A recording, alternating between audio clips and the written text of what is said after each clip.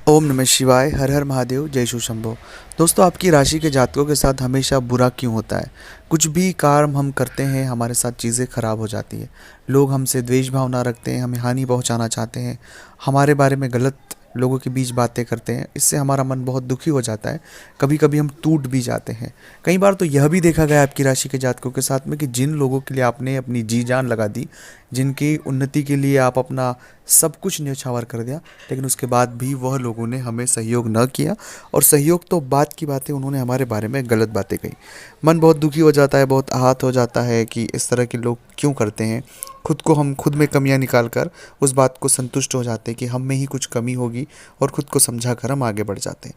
दरअसल वास्तविकता जो है वो इस वीडियो में आपके साथ आज बाहर आने वाली है कि आपके साथ बुरा क्यों होता है।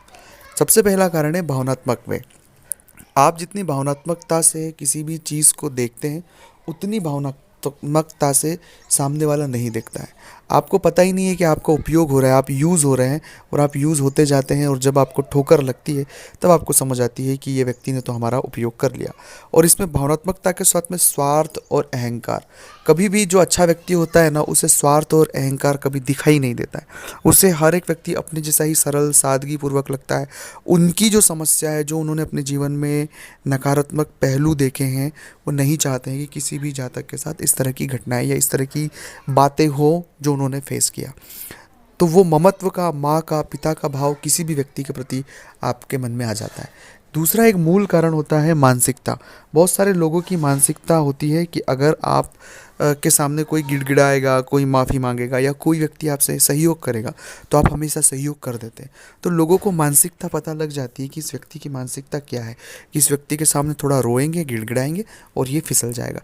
और इसी चीज़ का लोग बहुत ही गलत और मिस उपयोग करते हैं। तो यहाँ पर हमें बहुत डिटेल में चीज़ें समझने की आवश्यकता है। चौथी बात है कि परिस्थितियों का प्रभाव एक व्यक्ति के जीवन पर बहुत होता है। आपके जीवन में जो परिस्थितियाँ थी, बहुत ख़राब परिस्थितियों से आप निकल कर यहाँ तक आए। आपने बहुत सारे ख़राब फेज़ देखे, और उन ख़राब फेज़ों में आपने खुद की लड़ाई लड़ी। तो आप ये चाहते हैं कि कभी भी जो हमने परिस्थितियाँ देखी वो कोई व्यक्ति न झेले, और अगर वो किसी परिस्थिति में है तो हम उसका सहयोग करें, क्योंकि हमें तब किसी ने सहयोग नहीं किया, तो हमें तो सहयोग करना चाहिए।